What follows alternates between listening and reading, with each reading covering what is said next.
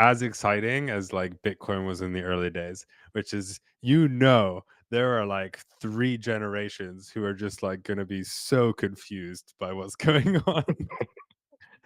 Yeah, And that would definitely be an outside context problem. yeah, like they will have no ability to comprehend. Like the people in power are like Biden, like people who've like recently learned how to use like a mobile phone. And we're back for Finally. a very special July 4th episode where we're going to discuss tomfoolery both in crypto and in US politics. Which seem to be rather connected of late, but we have already gone into that. Yeah. So wait, there was you were just telling me before we started recording, there was some Supreme Court decision that or Yeah, something. apparently they decided this was prompted by the whole, Trump having a hand on the insurrection thing. Bunch of Americans just said to storm the Capitol and whatnot. They basically decided that they ruled. I think it was a majority vote. There was one dissenting opinion, but anyway, that the president of the United States has immunity for anything that is an official act, regardless if it is something that would have been considered illegal or not. So it basically means that the president is effectively above the law. As you mentioned, it's July 4th, so congratulations, United States. You managed to go almost 250 years without a king. You had a good run, but, happens to the best of us. What you gonna do? Yeah, are you implying this is like step number 1 before Xi Jinping decides that actually just gonna make the term a bit longer, maybe 50, 60 years longer?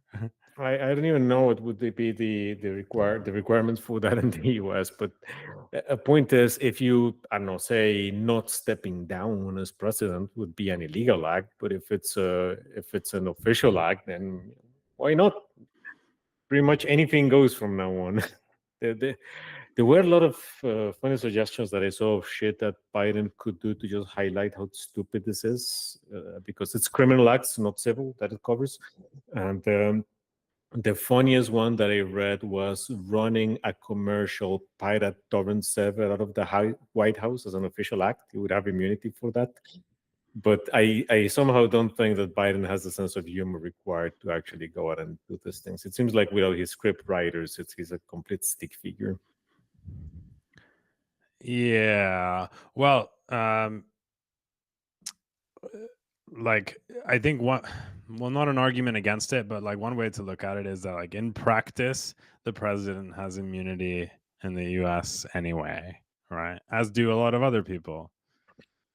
It In might not be practice, official, but in practice, they get away with a lot of shit. But the fact that they may be dragged through the coals for things, I expect stops them from getting away with even more shit. Right. So, for instance, there was the whole impeachment shenanigans with Clinton just because he happened to get his dick sucked and lie about it. Right. He could have claimed that, oh, yeah, no, lying about getting my dick sucked is an official act because this will destabilize the US in the eyes of its enemies, for instance. And that would have killed the whole thing right there. right. There are levels to the things these presidents do, aren't there? Like screwing a Yeah. secretary versus, storming the Capitol or whatever. And clearly that window has shifted significantly in the last 20 something years. Yeah. But then what I find very funny is imagining kind of like the hardcore Republican response. It's sort of along the lines of like, what do you mean citizens can't storm the Capitol? It's our house, isn't it? Like any Well, self-respecting nation, you got to be able to rock up with a couple machine guns. actually, there was a documentary on the January 6th events where they were making exactly that argument. Like, this is our house. We're like they were yelling this at the cops. Like, this is our house. We're not breaking in. Why are you not letting us pass? So yeah, it's not even speculation. It's a documented fact.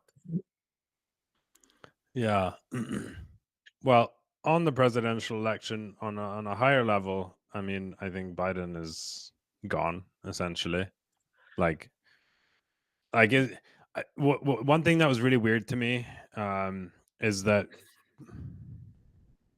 there was so much surprise that Biden wasn't fully equipped for the debates, given that this has been going on for like a year. Like the whole internet has been full of videos of him just like being extremely confused and I think seeming you're very on. like old manny, you know. I think you're underestimating how strong an eco bubble most people happen to live in. This were likely shared mostly on. I mean, you probably saw a lot of these float up because crypto people tend to skew libertarians, so it wouldn't. And some, as we have seen with Balaji, have All just gone those right. It's all those Uh, far right YouTube channels that I follow. Dude, I mean, if you look at crypto Twitter lately, it's basically they will back anyone who makes number go up. I mean, not even lately. They started singing freaking Bukele's praises a couple years back, and this is someone who marched the army into the assembly to get his budget approved. So yeah, they'll basically go for anybody who makes number go up. But what I'm saying is Wait, that wait, I'm not surprised that wait, wait. Democrats aren't shocked. Yeah. But wait. So first of all, like the sort of funny take is like marching the army into the assembly to get your budget approved is kind of a baller move. It is, Like but it's also an autocrat's move. I wouldn't want to live in that country, but it is kind of funny. Like Yeah, funny using Mel Brooks' definition of comedy, which is tragedy is to break a fingernail, comedy is you fall down an open manhole and die. Yeah, it's kind of funny. but funny in the sense of like if that's the dynamic in general, right? Like why do you even need to march the army into the assembly to get a budget approved? Do you see what I mean? Like clearly the assembly has no power. And so like what is this like game that's being played where you're just like for the hell of it, you're just like, you know what? Send them all over there. Let's make it quick. I would suspect that it is because at that point they hadn't realized that they were basically serving under a president that was capable of marching the army into the legislative assembly, but that's probably not going to be a factor anymore. But I'm saying like you could have made that point, and I'm sure it was made in like a more subtle way as well. Like it didn't require marching the army in, right? Like that's Sure, but there's a difference between somebody saying they're going to punch you and they actually just decking you, right? Most people might assume that they're bluffing. And remember that this was relatively early in Bukele's first administration. So probably they didn't really know what they were dealing with. Yeah, but I'm talking more like maybe get the army to go pull them aside one by one when they're on their way home. You know, like that. Oh, That would be that's subtle and enough. not how we do things in Central America, man. That's Okay. There's a cultural difference I don't fully understand. yeah, no. This is not a. Although actually, well, it wasn't with the army, but in Venezuela, they did used to do that around the elections for a while. But anyway, this was a long time back, and I'm not going to go down that rabbit hole. And it wasn't that they put people aside. It was that all votes were, if I recall correctly, all votes were tracked by fingerprint.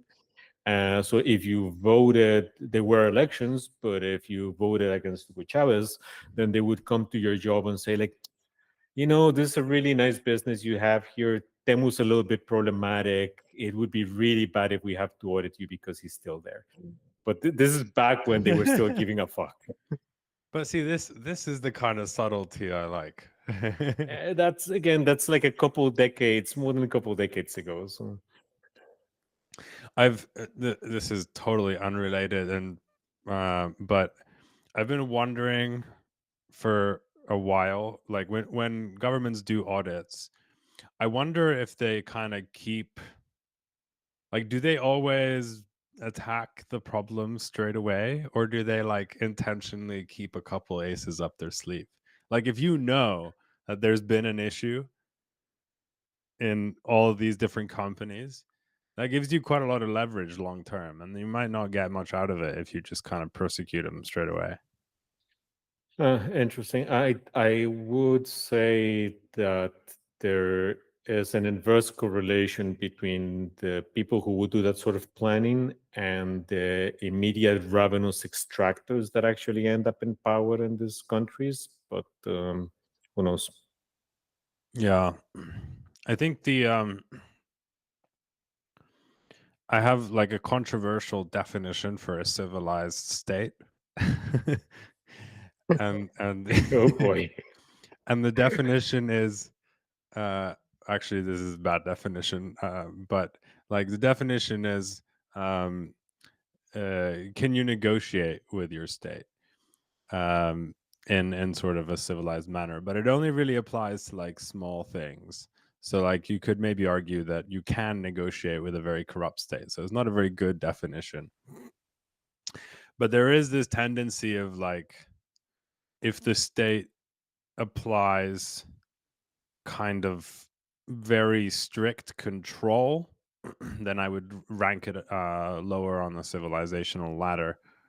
Um, because the reality for every state in the world is that nobody understands the entire law.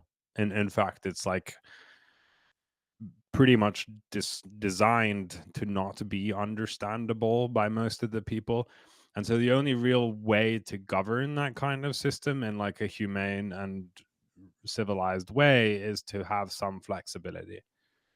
But but again, this does actually describe states which are like not good at all, where negotiation is possible if you pass a brown envelope, and so on. Yeah. So Yeah. never mind. Lots of third world countries would fall in that negotiation. I guess it's related. What you're saying about it, it's kind of related to the definition of honest politician. You know, an honest politician is Yeah. one who stays bought. So maybe if you do bribe and the bribe sticks, then it's a civilized state. If they just come back to shake you down for more, then it's not. Yeah, exactly. It's like how consistently do the rules, whether formal or informal, apply? Yeah. You can have, I do think you can have quite a civilized state, which is like, would like, for example, in like some small states or emerging countries or whatever, which is like not civilized in this sort of traditional Western definition of like there's maybe no like skyscrapers or whatever, but where things do work and they work consistently because of whatever structure they have in place. And I kind of don't like, just because the structure is somehow different or more informal doesn't necessarily mean it's bad. It's kind of a very subjective experience. Um, but I do think they tend towards being more corrupt, and then if they're a little bit more corrupt, then you end up with like a lot of inequality because not everyone has access to the benefits of corruption. Yeah, there's also the issue of is this stable in the long term? Is this mechanism stable in the long term? Because one of the I'm gonna massively mispronounce this guy's name. It's something like Darren Asimoloku. Anyway, the author of Why Nations Fail. One of the points that he makes is that one of the reasons why unstable places end up failing economically is because the continually, well, first the extractive mentality of the governments, and second the continually changing landscape severely discourages outside investment. So if you could rely on this informal thing to at the very least be have a longevity of whatever your investment horizon is, then maybe. If not, then you're I basically mean, just going to be PvP on inside money. it's obviously profoundly unstable. For kind of the same reason that dictatorships are, because like assuming you can create, you can maintain that informal system, um like there will be a generation, like there's one generation that kind of puts together the system or finds like a workable way of interacting with the system, and then there's going to be future generations or new people who try to abuse that system. Same thing with like dictatorships, whatever, like what happens after the dictator is gone. um the kind of core structure starts breaking down, so they have no sustainability. I don't think that's the case at all. um Uh, but I think so. I'm not entirely sure. I mean, there are things that if you look at them, they have been going on for so long that they seem to be, let's say, immovable legal factors. And then it just takes somebody to say like, no, fuck you, I'm not going to do that. And then it changes. Like there was what I thought was a law, and apparently is more of a tradition to act relatively honorably, where the president of the US was supposed to divest from any direct investments before taking office, or just put stuff into a completely blind trust that they have no influence on. Like, and I think Trump was the first one to say like, nah, fuck, it's just gonna be my kids are gonna handle it. That's blind. I really don't know what's going on over there. So there are conventions that do tend to survive for much longer than one would expect them.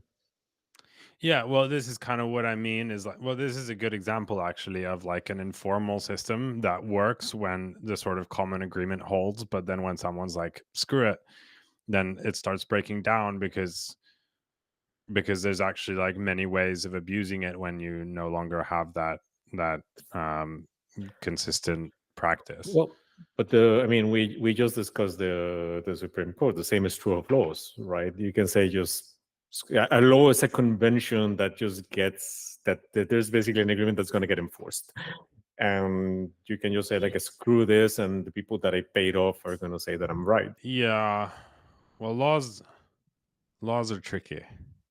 Laws are tricky because so many of them suck. So we're going down into Yeah, like a very philosophical route we probably shouldn't go down. But one thing they I don't did let want to you bring up, storm the Capitol and point guns at Congress people and shit. yeah, one thing that like relating to this kind of sustainability of nation states, like I think in companies like very similar dynamics exist.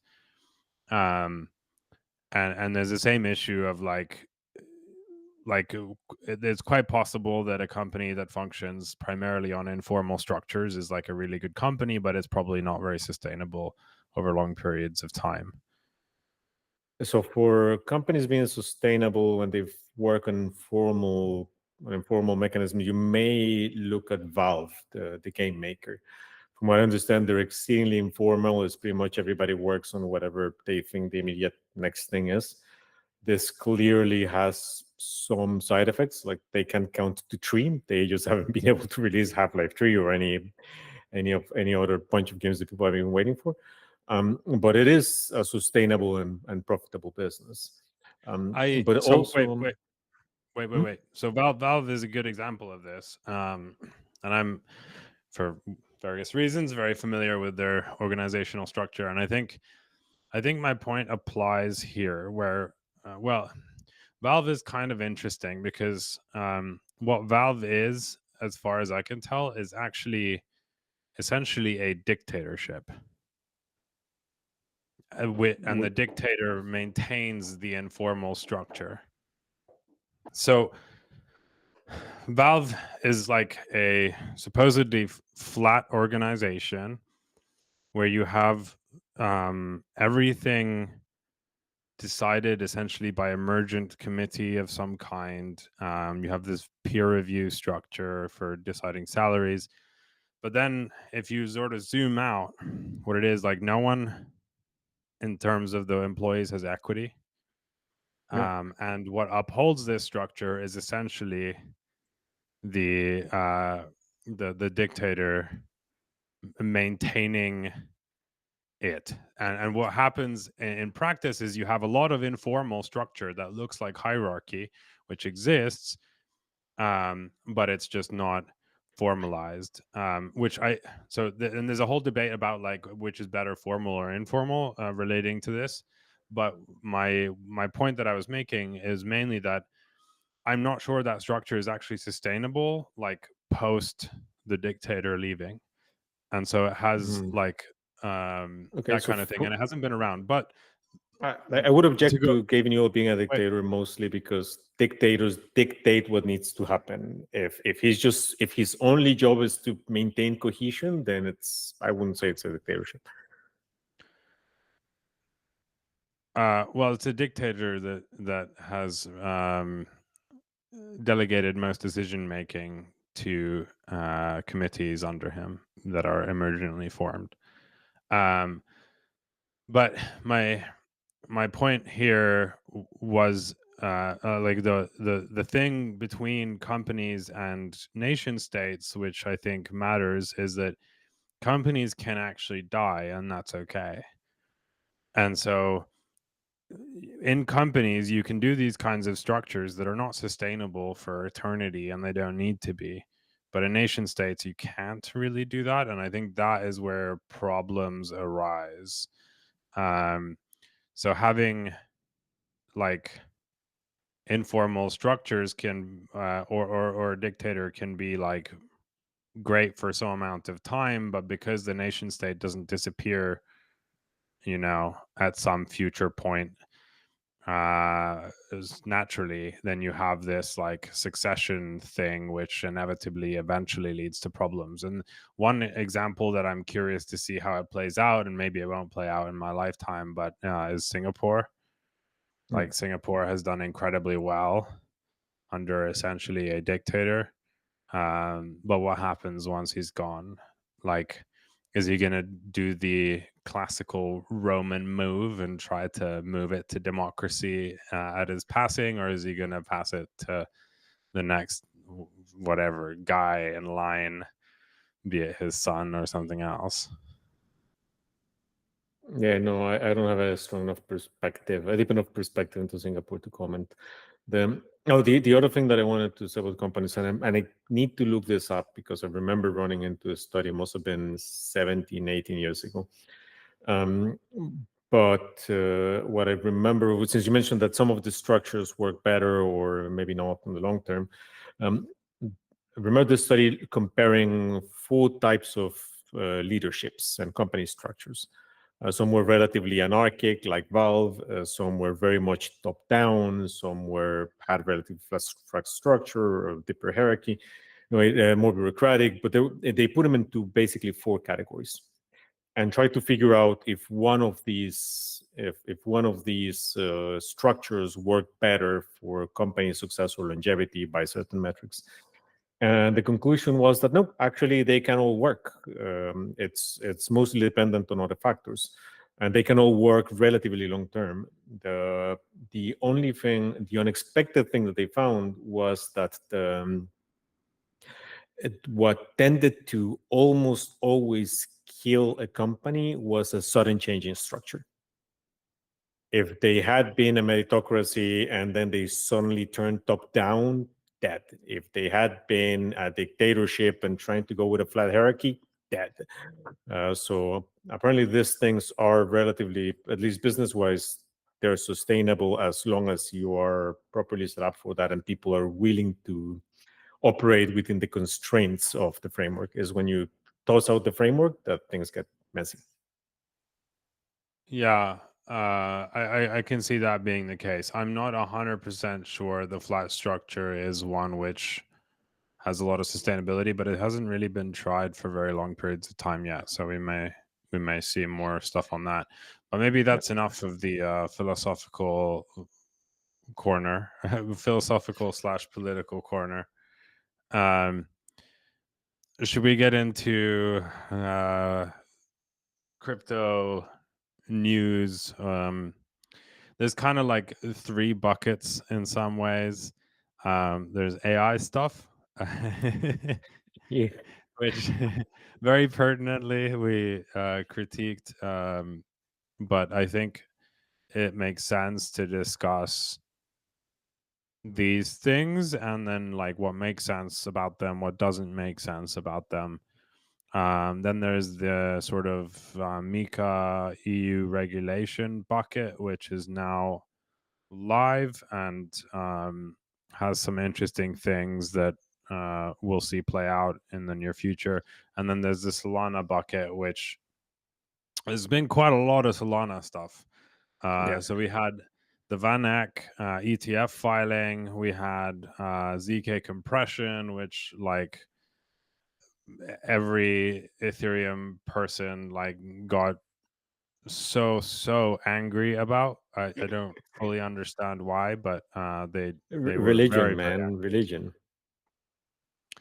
yeah, very angry. And then there was Blinks, which I don't know very much about, but hopefully you'll be able to tell me. So what do you want to do first? Maybe we start with the Solana topic because it's going to be the longer one and likely the less ranty one. Whereas the AI one, I can see us. We can show the AI at some point. I'm sure we're going to find a nice swerve into it. Yeah, all I mean, right. we can start with the Vanek, because I'm quite curious about your take on that. Like this, like Vanek announced that they had applied for a Solana ETF. Solana pumped significantly. Like, why the hell do people do that? The Vanek announcement was basically saying at some point in an unspecified future, we'd like to be able to collect funds for an investment in Solana if people are interested in giving them to us and we get legal clearing to do it. But who knows when that's going to happen? And some nice words there about why they think Solana is a commodity, but that was it. And then people started chasing this stuff like it was getting approved next Friday or something. Like, I still don't understand the mentality that does that. Um, yeah, I mean, I do. I also think that it's probably quite premature, but I think the mentality comes from the fact that we went from like, who the hell knows if we're ever going to have a Bitcoin ETF to we have a Bitcoin ETF in like the time span of about 3 weeks. And then Ethereum ETF very quickly afterwards, like considering how tricky it seemed, the progression once it started was so fast that like you can imagine that we might have a Solana ETF by September at this rate. Uh, um, but Maybe, yeah. but still, with the way that the market was looking, and the market is still looking kind of shaky, I wouldn't really have chased price at that just based on announcement. That's one thing. Second, there's a significant difference between Bitcoin, Ethereum, and Solana, which is that even up until a little bit ago, Consensus was insisting that the SEC had designated Ethereum as security, but they just hadn't done it publicly. And the point is that SEC hadn't come out and said either Bitcoin or Ethereum are definitely securities, whereas they did that with Solana when they sued Coinbase. They included Solana as one of the unregistered securities that Coinbase was offering. So yeah, maybe they expect the current administration is going to panic harder than they are and would rush into a Solana ETF, but I wouldn't have been betting on that. Not at those volumes anyway. So no idea what the hell people were thinking. I mean, if the current administration wasn't panicked at that point, they're surely panicked now. But anyway, but like, so I, I've said this before. I think the exciting thing about the ETFs is that like it's opened the door to like traditional public markets for everyone. And one analogy I tweeted the other day was like maybe this is kind of like when AOL and CompuServe joined the World Wide Web. Like maybe this is uh like from a financial market standpoint, this is where um we we have gone mainstream in some sense, right? Like these products will now be available pretty much everywhere. You can extrapolate like 2 years down the road, there'll be whatever your local broker is, almost any country in the world, you will be able to buy these. And so that I think is a pretty big deal.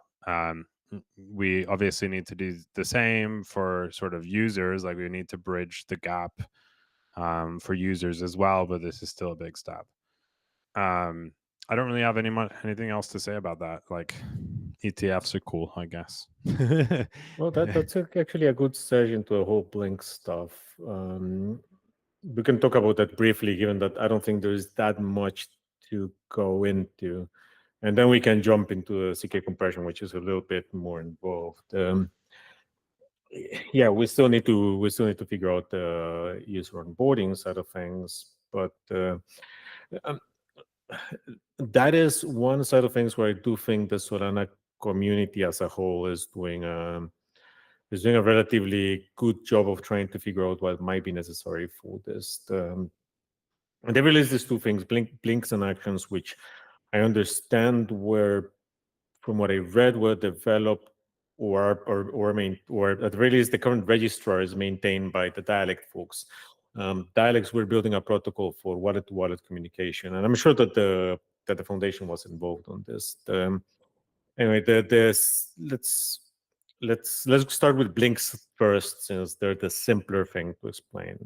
Blink is basically a nice, easy to embed thing that can trigger a Solana transaction based on an action. We're going to get into what actions are in a bit. So this is basically just going to look like whatever beautiful thing you want to make it look. You click on that, it creates transaction, and then it sends it to your wallet for you to sign. This basically means that you do get to trigger Solana actions without having to go to whatever DApp is Does, supposed to take care of that. Potentially, so even th- without there being a front end for it, or than so the this Blink. this requires the wallets to add support for this, I guess, because they need to be able to take in incoming transactions. Yeah, but that really the change is trivial. It's just like Yeah, here's it's a super, full super Solana easy. transaction, and from that point on, it's just the same as anything else.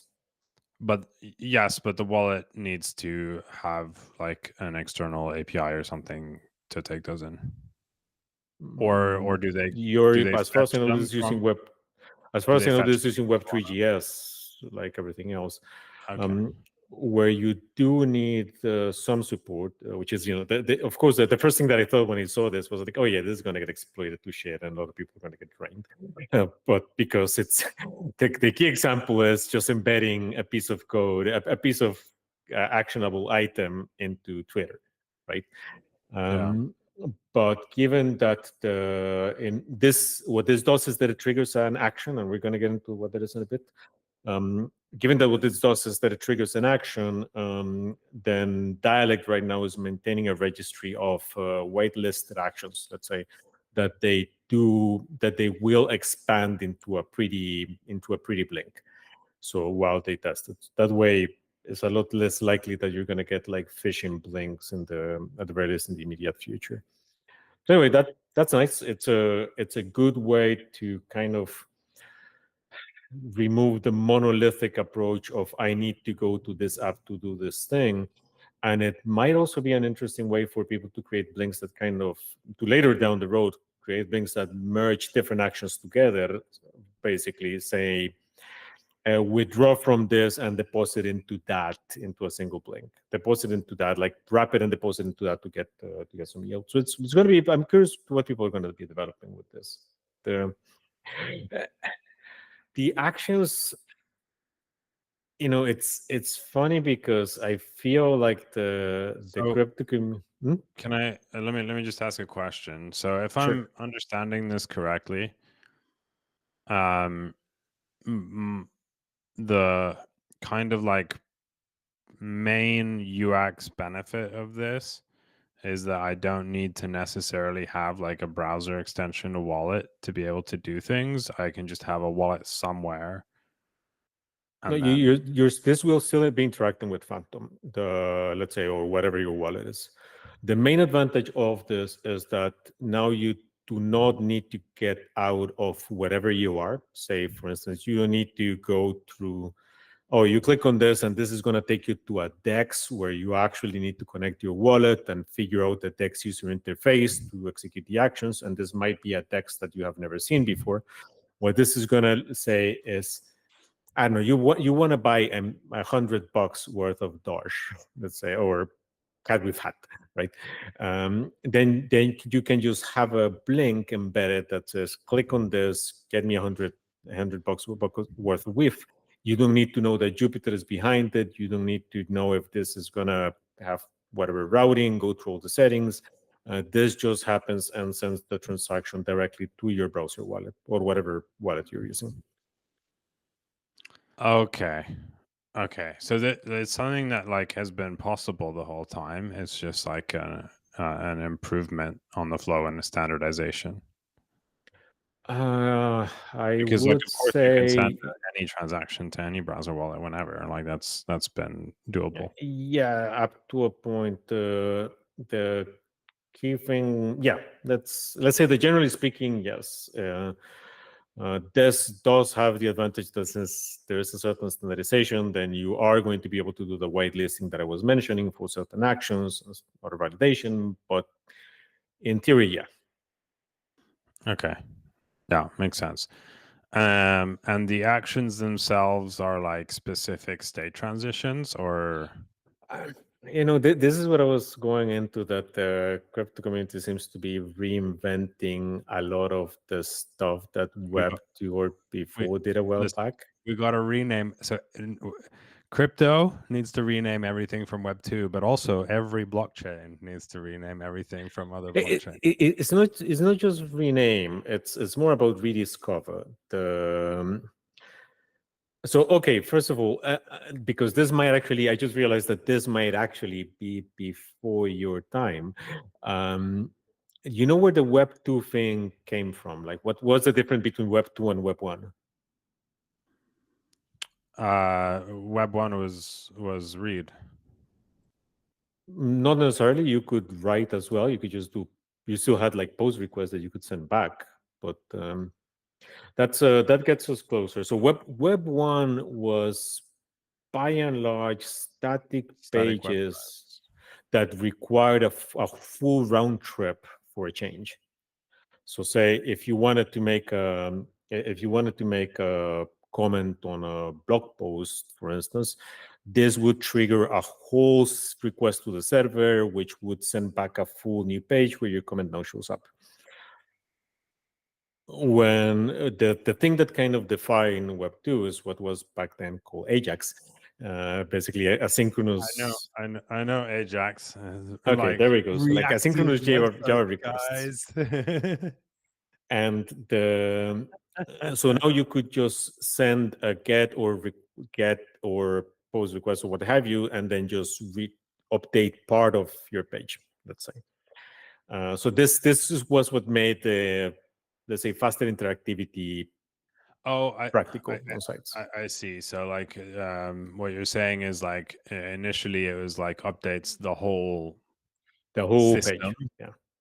Now, but this was probably largely due to the programming languages being used at that time. They tended to be kind of monolithic, and you just run the whole thing. And if you change something, you run the whole thing, and so on. I think it was just an issue of mentality, because you're still using the same languages, and maybe JavaScript has changed a little bit since, but so it maybe did require more sites to become JavaScript heavy, which right now everything is a freaking JavaScript application. Back then it wasn't. But anyway, I digress. The thing with that, when that came about, is that now you're just sending a whole bunch of post and get requests and what have you to the backend without necessarily much cohesion on approach. Let's put it that way. The equivalent on crypto right now is basically how every application is going to have its own SDK, and you need to figure out what did they decide to call things. I don't really remember where this came from, like who actually helped standardize this, but to bring some sense into this whole thing was why the industry came up with REST, the REST approach, which was basically a convention for how to specify resources online. So instead of, if you're building an application and you know that you're just going to do a data because you want to get a user, you're going to do get/user/ID. for instance. It's just a convention. You could follow it, you could not follow it. That's your thing. Whereas if you're modifying, then it's supposed to be a post request or a delete request, and you're supposed to send the data in kind of the structure, etc. Actions are effectively an approach that the Solana is suggesting to standardize the way that you make requests to sites. Because one of the things with REST that happened, well, the immediate effect basically was that if you showed up to a new project, it kind of made sense. You could look at, okay, where am I doing? Where are my resources? How am I supposed to call them, etc. But more importantly, once a site had a REST API, you could more easily figure out how to interact with it. So now you not only didn't have a monolithic application, you had applications that you could compose out of integrating APIs from other things. And this is the thing that I think is going to get really interesting with Actions. Once you don't necessarily just rely on a Web3 apps SDK to interact with it, but you can just send well-formed requests to, let's say, a certain path to get some data out of it. We're more likely to start seeing some interesting composability than we have up until now. So anyway, that's what Actions is. It's basically just a standard for how to specify these resources. I'm so confused. Like, is that not what smart contracts are? Not necessarily. I mean, if you look at Jupyter versus look at just to put some examples, Jupyter, the I mean, but a DEX, lot of the Solana or smart Drift. contracts are not open source, so that maybe changes it. But like in Ethereum world, this has been possible for a long time. However, there hasn't been any standardization, which does create issues. That's the thing. You need to go in and integrate directly either with the contract or the SDK or what have you. If you have a well-established approach that responds to web requests in a way that you would expect it, now you can likely wire these things together without even having to glue them together to a single transaction, or through Solana code that you have to deploy. You can glue them together in a more of a Web 2 way, in the more composable approach. So what happens when they change their smart contracts, or one of the dependencies does? And one of the what? One of the dependencies One does. of the dependencies changes something.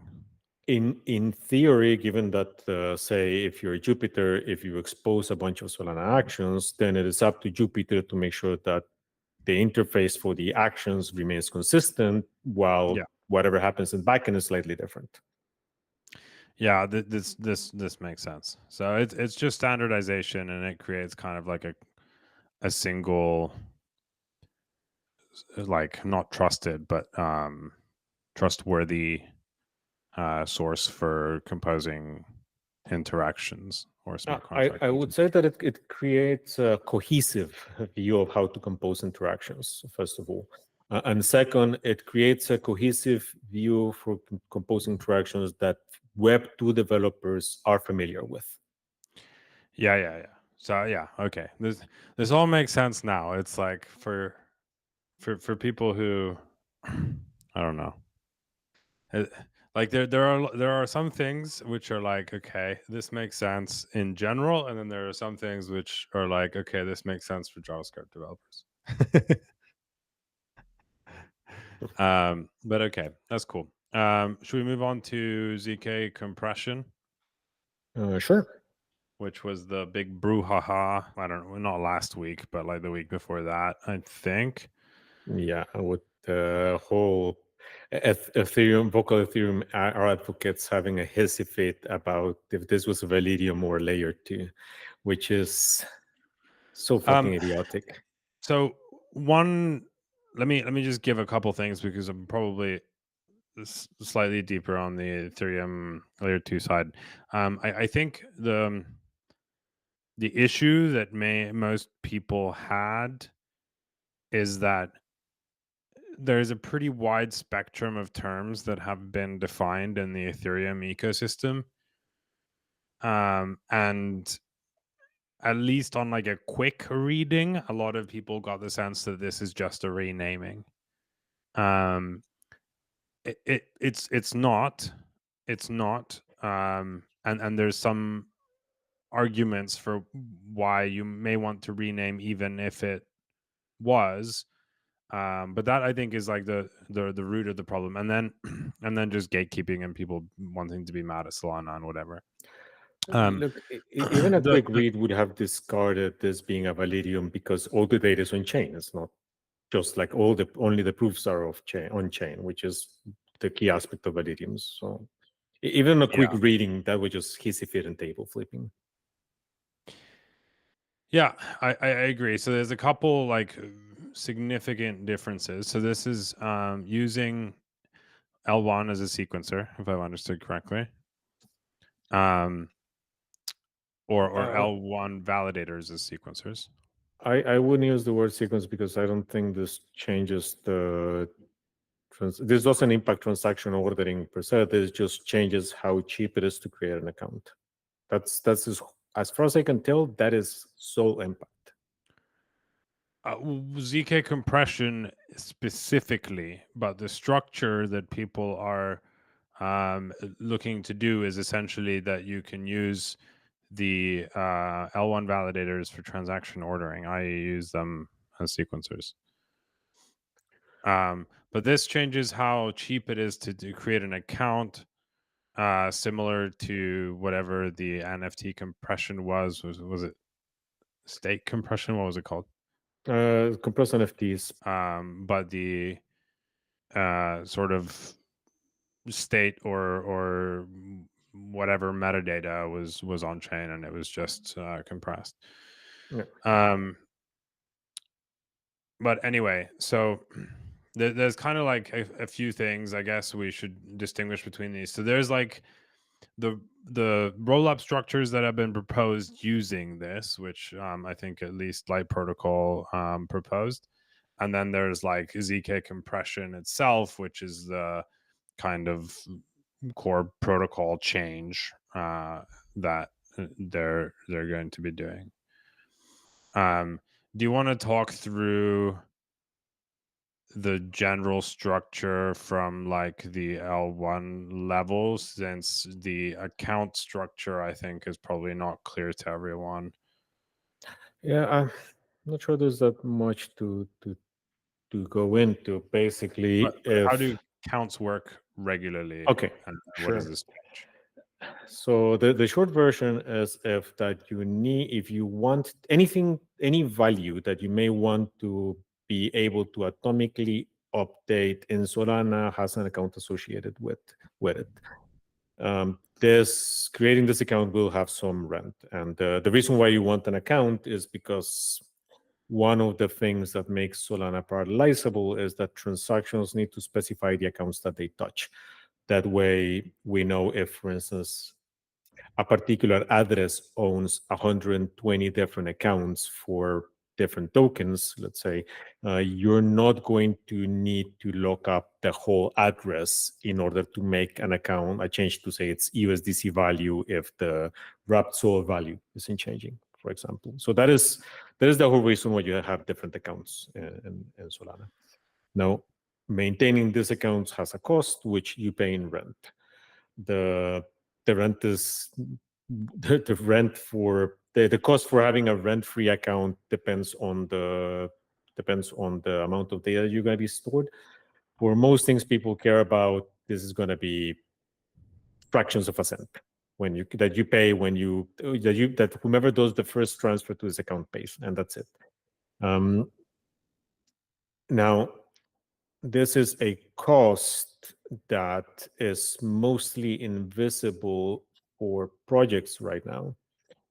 Say if you're Jupiter or you're Drift or Dex or any other of these applications where there's let's say there's a profit expectation from users, then users are not going to mind about paying the cost to create this account because it's a fraction of a cent anyway, right? And what this is going to do is that instead of keeping all the account data on individual accounts, it keeps them effectively as a blob of ledger data that is easily accessible, thus reducing the cost because there's less metadata associated. Now, where this I think is going to be interesting actually is for applications. I think you and I have discussed at some point the difference between having a protocol and having a business or a company that runs on crypto rails. And I think that this is going to be really interesting downstream for the latter type, basically, where you have a company or you have a business that runs on crypto rails. Because, say, for instance, if you have something where you want to onboard a whole bunch of users, and that users may not want to have to pay the cost themselves for using your application, then you also don't want to carry with the cost, even if it's fractions of a cent. Right? This is going to reduce that cost of creating the account to fractions of a cent, basically. So say if you have something like an actual game that stores data on chain, not just the highly financialized things that we have now, which are basically games in pretty much name only, this is something that is going to make it a lot cheaper to actually build and run those things on top of Solana. That's basically the main difference in the account models between these two things. Right. But the thing that people very much focused on, I guess, is kind of the validation of this state, right? Which they're proposing happens with validity proofs. And this is where it goes into kind of like Validium roll-up territory in some sense. That's Let just me so somebody let me mentions your knowledge, therefore it's a roll up. It's let me explain some things. So the way that most Ethereum rollups work right now is that they have an external sequencer and an external prover, and then the sequencer builds the blocks, and you generate a proof. The transaction data in some format gets posted onto Ethereum as call data, and then the proof is validated on chain. I think the assumption that people made is you would need to have a similar structure here. So this is what I was getting at in terms of the difference is that these are actually Solana transactions as opposed to transactions to an external sequencer. So you don't need an external sequencer necessarily because the L1 scales. Right? So you like if Solana have had a because this does allow people to post like much more complex state transitions for cheaper. And so if you have a lot more of those, then you have potentially like your TPS might not be able to handle it essentially. Solana doesn't have this problem, so it takes another route wherein the validators actually sequence it. Just kind of goes through the basic Solana flow. The data goes or the state goes into call data, so that's on chain, same as Ethereum. And then there's a proof of validity that needs to be verified. So whether it kind of overlaps with Ethereum or not is like the prover is going to be external anyway. It could be run by the validators or something like that. But I think the confusion came from people not fully understanding what the intended flow is. And I'm not even 100% clear what the intended flow is because, like, what is this additional state like that is required? Like, you are compressing with ZK, which means you're using an external prover. But if you want to make that like a fully decentralized thing, then you need to have some solution. You either need to have every user make the validity proof locally, or you use some external decentralized system like Gavialot to do the proving. I mean, not a pitch at all. You could just move back a little bit and we could see the t-shirt. I don't even think it's that. Shameless plug. What But else do you is see new? what I mean in terms of like the like it if it wasn't using L1 to sequence, then it like it could be seen as being very similar to the Ethereum structures proposed. The main Sure. difference, the reason that people like, so Validium or rollup, it's neither of those. The closest analogy is a based rollup, where it's sort of a similar idea. Um, but again, the problem with based rollups is essentially that you can't really use L1 for sequencing.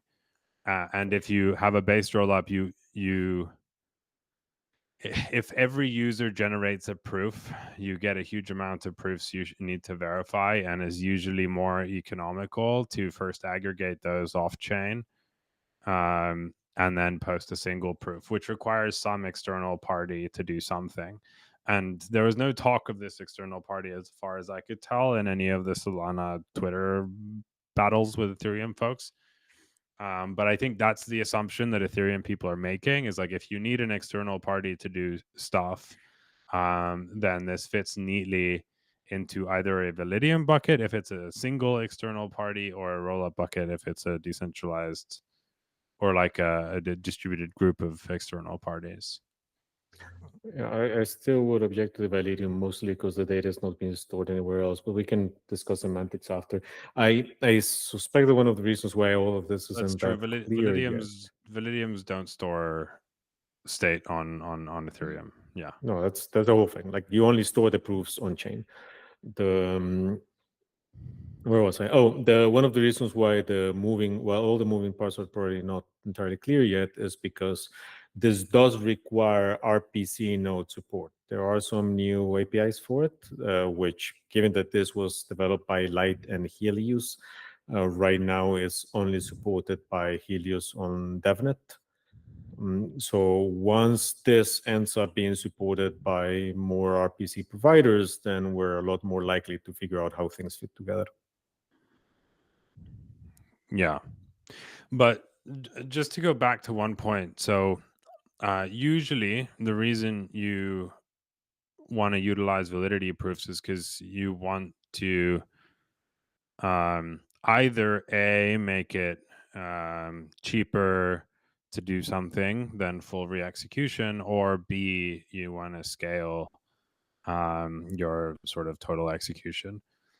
So do you think this is one or the other, or both, or something else? And no, I don't think this is just but first of all, I don't think this alters the execution path per se, right? Like, this is not going to take a full Well, transaction execution and run it elsewhere. but it kind of does, right? Like, so you can if you have a proof of like a large set of state transitions that you've done off chain, like that allows you to use less on chain compute to do the same thing. Okay, that is fair. What I'm saying is that it doesn't necessarily, whatever interacts with this, Solana has a block of 14, like 1.4 million compute units per transaction, and a limited number of compute units that can go into a block. And as far as I know, this does not change that in any way. So that's But why would it? Why would you have the compute budgets for this if the validity proof is succinct anyway? this is just changes how you store a particular value. This is not changing where you run a large process. For instance, this is not going to change how you execute a particular program in any way. This is just about how the data ends up stored at the end. And the part that gets the compute unit limits is, right, by and large, going to be the instruction, the method. Yeah, I mean, it depends a little bit on what proof system is going to be used, and what constraints that has. But I would imagine this opens the door to having vastly larger compute budgets for the off-chain compute. Um, but it depends on what proof Yeah, system they again, go what they the have it documentation defined. that I've read up until now only touches account creation and account access. I'm not sure if I missed something on that. If those are the two things, Well, then by and large, most of the compute cost is going to be on whatever procedures you have right now. let me ask another question. Do you think this will be the primary way that people do state transitions on Solana in the future? If they're like No, anything don't more necessarily think complicated that. than a transfer? No, not necessarily. Like I said, given that I don't think that this significantly reduces transaction costs when you're having to interact with the world at large. If you're doing something like Jupiter, right? Like, why would you particularly care about the account creation cost? It's not your problem. It's the user's problem, and it's a fraction of a cent. So I don't necessarily see an application like Jupiter getting worried about the advantages of this, given that it doesn't really seem to increase throughput in any way. So why would you add the overhead?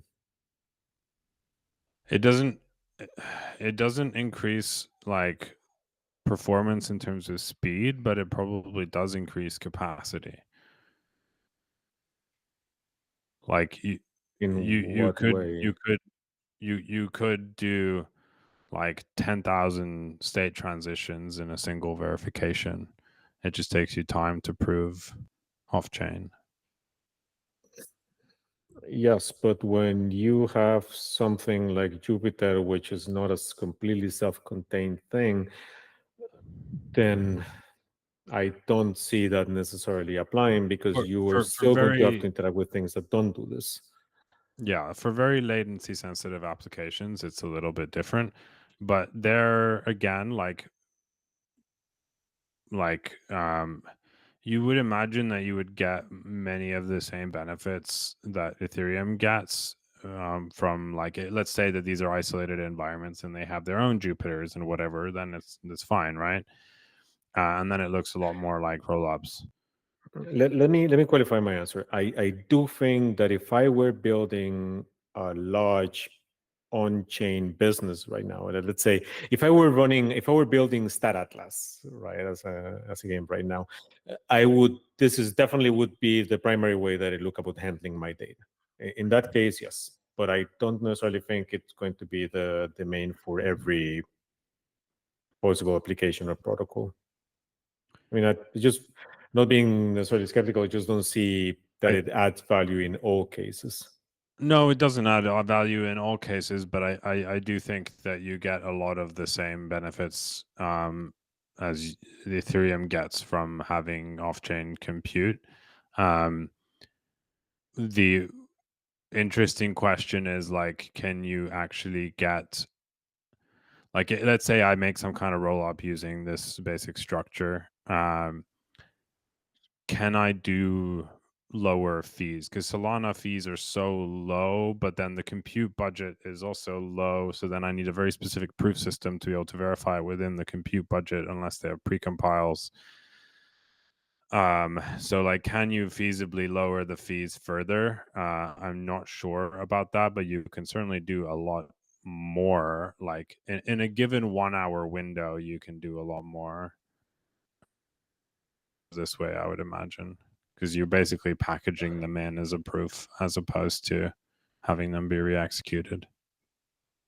Yeah, again, I think we're getting way beyond what I recall from the specification, mostly because I don't remember anything that would completely save you from having to run things once you actually get out of this whole thing, right? There's not like, I guess you could But store programs this way you and have then the start but you executing have the them that way as validity well. proof. So you don't need to run anything besides a verifier for that validity proof. And then you just do the IO from call data. But the thing is, one of the advantages of this is that you get to mix and match it with traditional accounts as well. And at the moment that you get out of that and you touch any external program or an external account, then you are going to have to re-execute. So that's where I just don't see this becoming a completely self-contained thing. Whereas I said, you could also be storing your application in here, and then that just But gets But what you just described is the same thing as in Ethereum. Like in a rollup, if you're touching an external account, that like it's not merged in the same way as this is. Um, but like maybe the closest analogy is something like Aztec, who have public accounts and private accounts, and so there's some things there. But like, but that like that is always the boundary that you cross at some point in Ethereum world. That's the when you bridge basically. Like you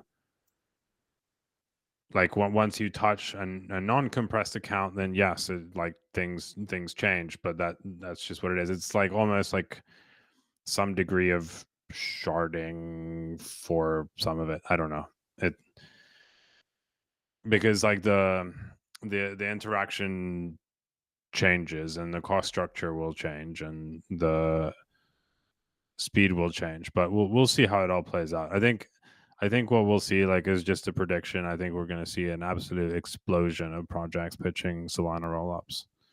Hmm. We've already Well, at Equilibrium Ventures seen a couple, and it's been that's weeks. that's already happening. I mean, like speaking of Dex's, Zeta, I think is already like talking roll up down the roads. It's a perpdex in Solana basically. I think they're the Yeah, ones talking roll up on the roadmap like very loudly. yeah, because like it is a like if you're not worried about individual transaction execution latency, that is a way of getting like 100,000 transactions a second for your application alone, right? Like that's quite interesting. um Whether or not the Solana L1 validators will be able to handle the sequencing remains to be seen, but it depends on how popular they become, I guess. But let's move on to a more controversial topic. AI. Do you want to talk about Arweave or Sentient first, or AO or Sentient? Jeez. Well, there's not much to say about AO, so we can just go first. First of all, I did not realize that they were launching their own token. Apparently, it is going to be a completely independent token from the R token. In a way that is justifiable by the fact that Arweave is in theory only the message storage mechanism right now, and it could be a completely different one, but yeah, whatever. They're gonna launch their own token, but they also seem to have branded it as an AI thing.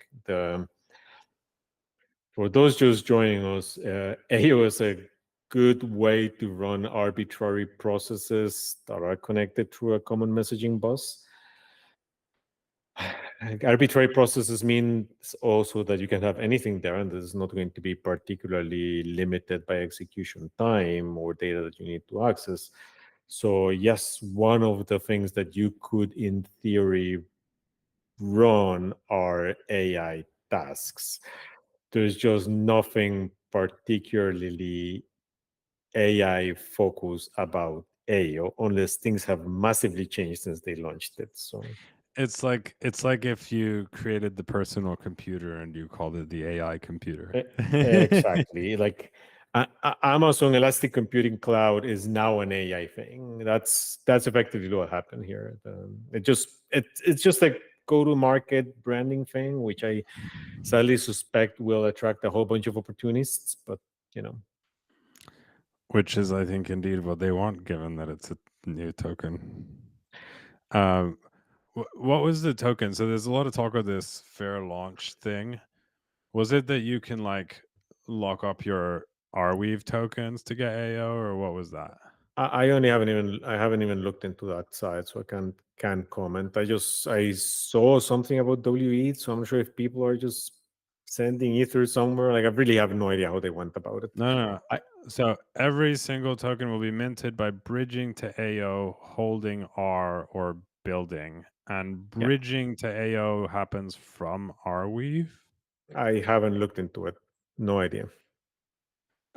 Like, it's okay. They're not selling tokens to VCs directly, but I Yeah, do find it quite funny to be pushing this narrative for. Well, the AI thing is one thing, which is just okay. I get I kind of not mad at them for that because everyone is doing that, but at the same time, it is very cringy. Um, the It's not the first time. I mean, on the last cycle, one of the use cases that they keep hyping for Arweave was NFT storage, and in fact, it became kind of like the de facto NFT image storage platform for a bit there. So it's but that was a good use case. well, arguably AI is not a bad use case for AO. What I object to is calling it an AI protocol. It's Right. So Arweave did not launch calling itself as an NFT protocol. no. That's the difference. But the thing that I find a little bit funny is this like fair launch narrative. And like, okay, there is some fairness involved if you have no insiders buying anything.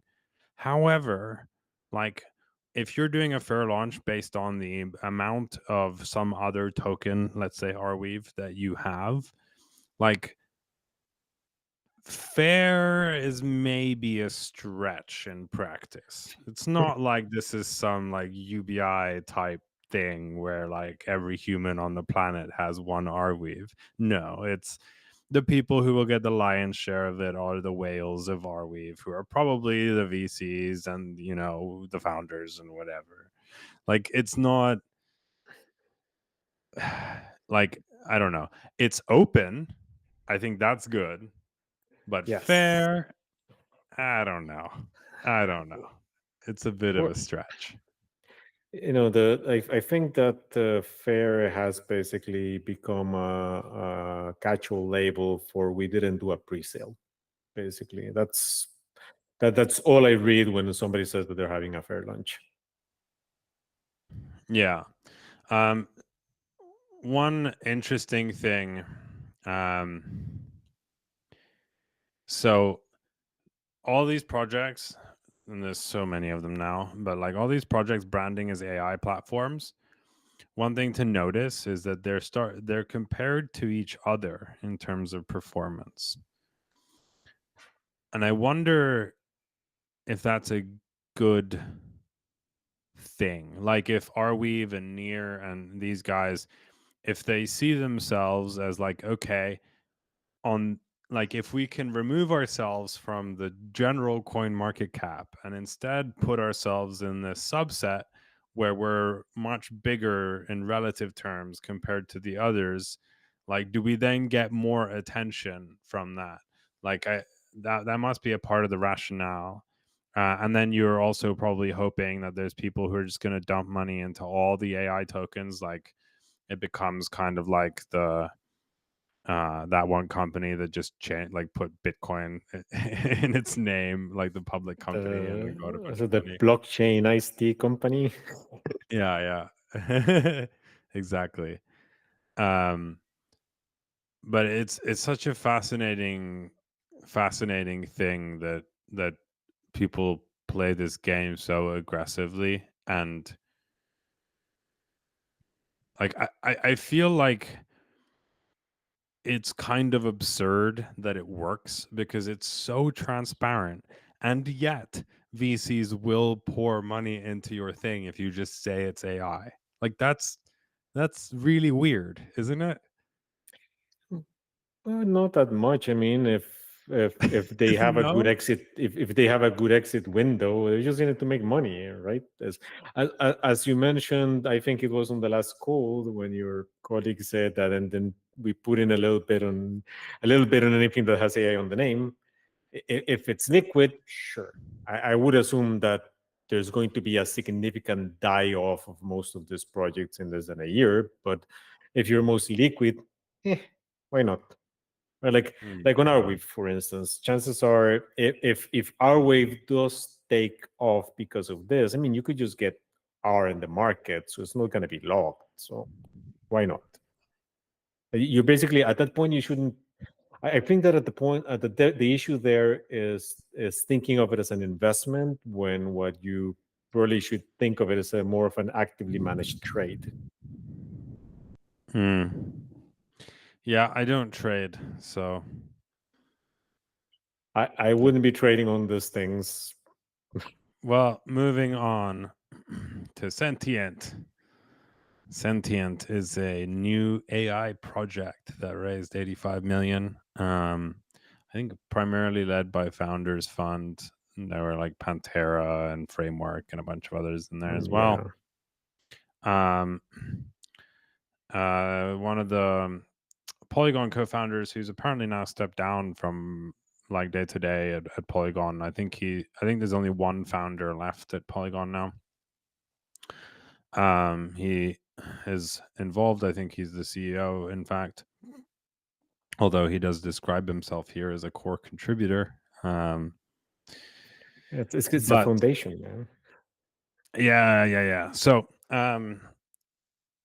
there's a couple things here. One is that their sort of like core AI pitch is that we should have or there was a couple things, one which was not very clear from like any of their docs, but was clear from some other people who have been involved, and then another which was more clear from like their announcements and stuff. So what they kind of want to do is they want to make like AIs for communities in some way. But my understanding from some sources is that they're kind of like the critical piece that they kind of raised on is more around the ability to have a monetization mechanism built into the LLM itself. I don't remember what exactly it was. It was some kind of like encryption, something, blah, blah, blah. There's almost no details about this, but the idea is that you could have like a public LLM that could enforce payment when you make requests of it. I have no idea if that's possible and how, but that's a pretty cool idea. Like that's genuinely like an interesting idea. And then finally, Sandeep has said it's all going to run on Ag layer, which I have no idea what that means. Like the Ag layer is Polygon's proof aggregation kind of layer that does sort of two things. It aggregates proofs and then checks sort of cross roll up transactions for correctness and things like that. I cannot even fathom how some AI thing would be on Ag layer unless they're, but maybe they're going to be proving something. I don't know. But that's kind of like the general idea. So what's your first take on this? Make it spicy.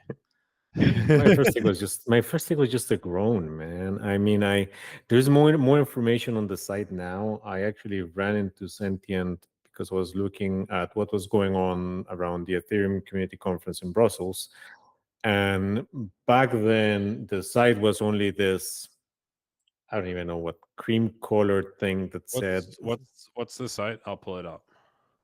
Sentient.foundation. At the time, like it only said Sentient, and the slogan was something like Open AGI.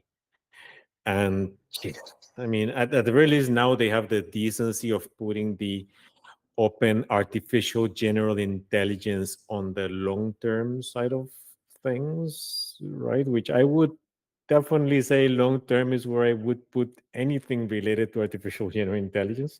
And I suspect that my long-term is much longer than whatever people who are thinking about buying whatever token these people are going to launch think about. Other than that, it's just basically what you said last time. Like anyone selling AGI at retail now is probably selling just people smoke. I mean, these guys aren't selling retail, are they? So that from that perspective, not right now, but give it a little bit. Yeah, one thing to note is that they offer almost no information on any of this. So I think the thing I was talking about was this blockchain protocol usage tracking with Signer Network. But like, but I will like, my first inclination when I hear about AI, crypto, blah blah blah, is always to call bullshit. Um, if they can crack this paying for models, I think that's interesting, but I don't know how that would functionally work. Like, particularly while retaining the open side of things. yeah, and this maybe is what they're talking about in terms of ag layer. Like maybe they're going to try to prove they're going to try to prove inference and then have that kind of be the thing or something. But like, but how do But you dump?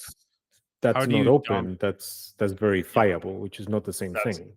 that's closed. Yes. Yeah, it's just verifiable. As basically, I know why I got this answer. Open is I get to examine the innards of the thing. I don't see how you get to examine the innards of the thing while still forcing people to pay for the thing. I mean, you could Right. ask them to Like pay, but exactly because like you but it's like you either have either the weights are there and you can copy it.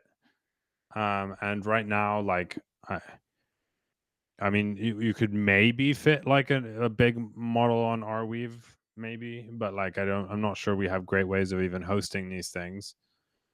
Um, but beyond that,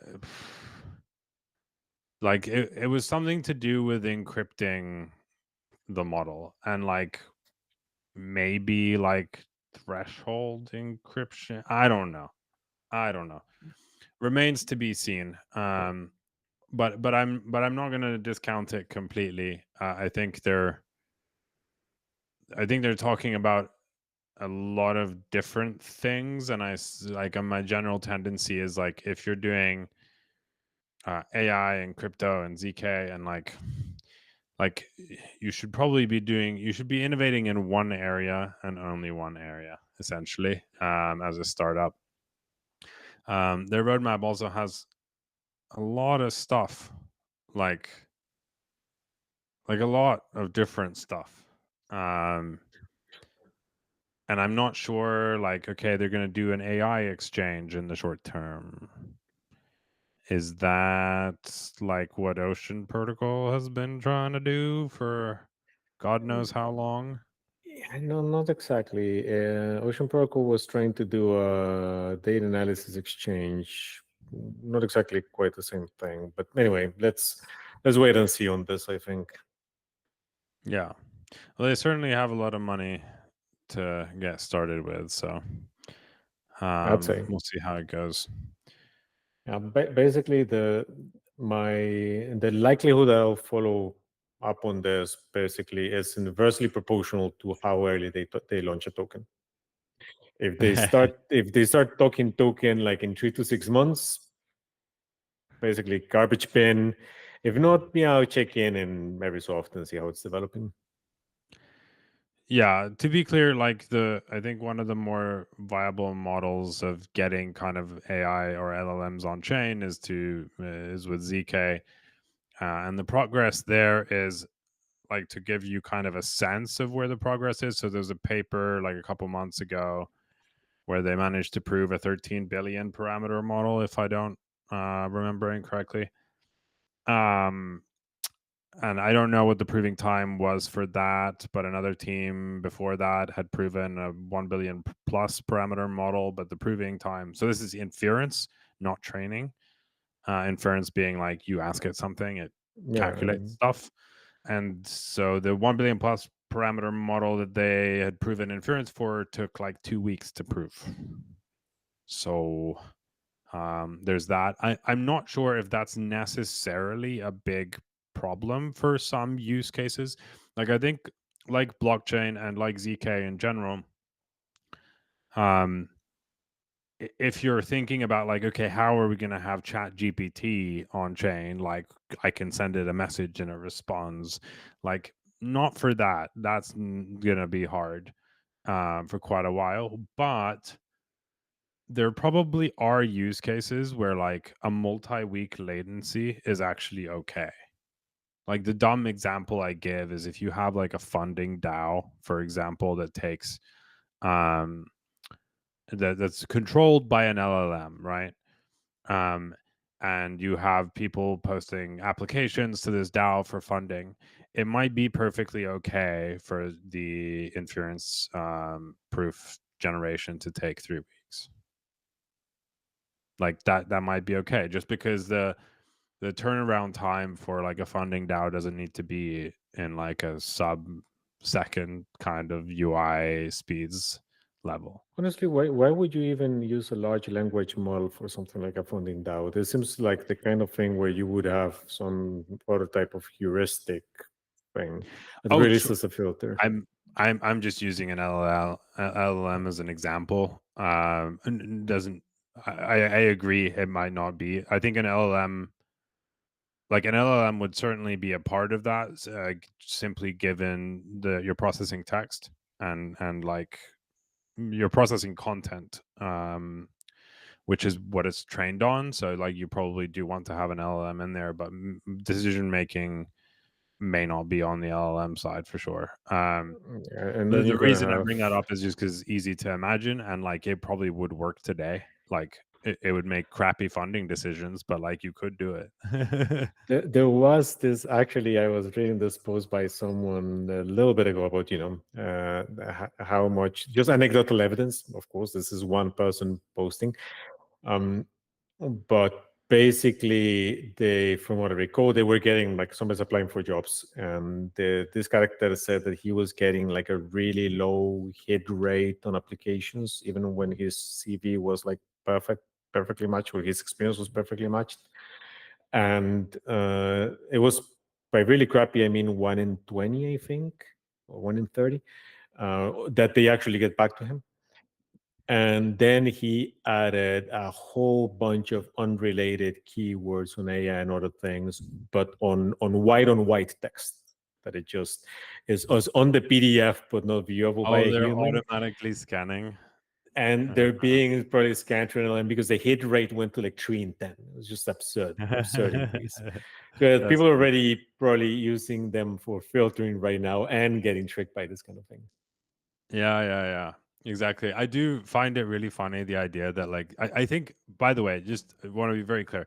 If someone did prove inference for even a 13 billion parameter llama model and had a DAO which it controlled, I think people would put a lot of money into that DAO. Um, and this isn't necessarily, to be clear, I think these are like comical, but it could be bad. So it's like not out of the realm of possibility that this LLM decides that it's actually, a neo-Nazi and it starts funding shit like that. Um, but I think if somebody did that, first of all, it's likelihood that like some AI like that is going to become the richest person like on paper in the world at some point.